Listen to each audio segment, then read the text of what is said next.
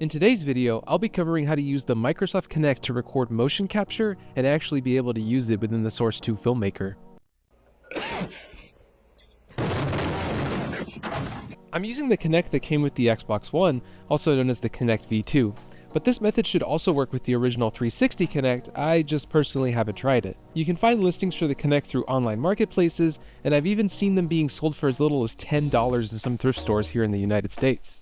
You'll also need to get an adapter that will supply power to your Kinect and allow you to hook it up to your computer. If you can get your hands on the OEM version, great, but I've been using this one on Amazon and haven't run into any issues. Once you've gathered all the hardware, you'll need to download the Kinect for Windows SDK. Be sure to follow the installation instructions to ensure the setup and driver installation was successful. Once you've installed the SDK and hooked up your Kinect to your PC, open the Start menu and search for SDK Browser.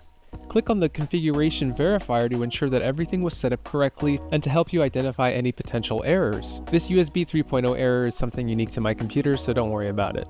For some reason, the Kinect microphone will sometimes also cause issues. Go to your Windows sound settings that Microsoft decided to hide behind 20 dumb fucking buttons and uncheck the option for enabling audio enhancements. Now this is where you'll have a bit of freedom to pick what software you'll actually use to record the motion data from the Kinect. I've personally been using iPiSoft's Mocap Studio as I feel this program provides the most refined and smoothest workflow for exporting animations to Source Filmmaker.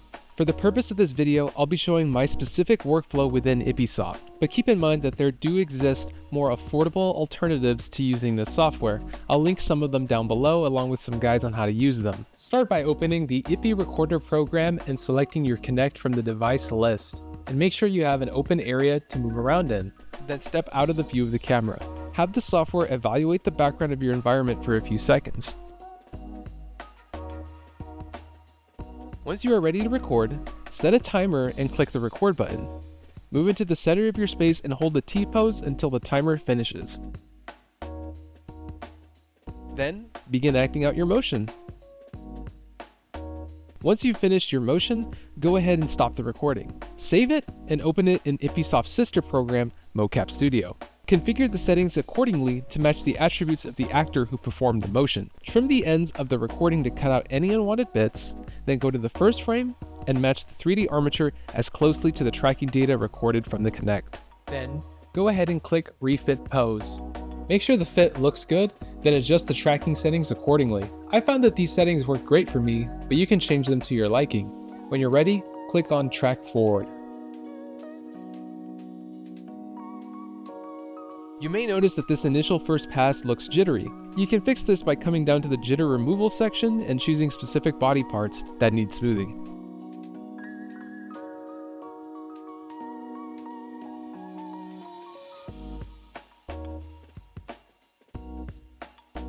Once you have a result that you're happy with, come over to the Export tab.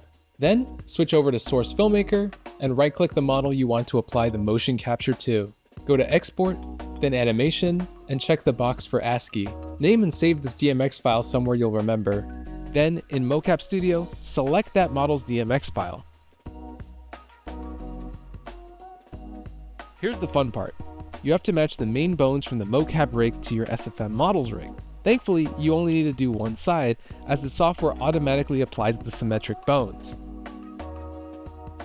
Once all the bones have been mapped, click on the Export Animation button, save and name this file, and adjust the export options to your liking. This option will center the coordinate system for the model's position, and this one will make the animation loop in S2FM. Now, let's go back to S2FM one last time. Right-click your model, then go to Import, then Animation, and select the file you just exported from iPiSoft. This window lets you know if any bones weren't properly converted. And there's our motion captured animation. You can further fine-tune within Source Filmmaker as needed to fix things like the hand and head orientation.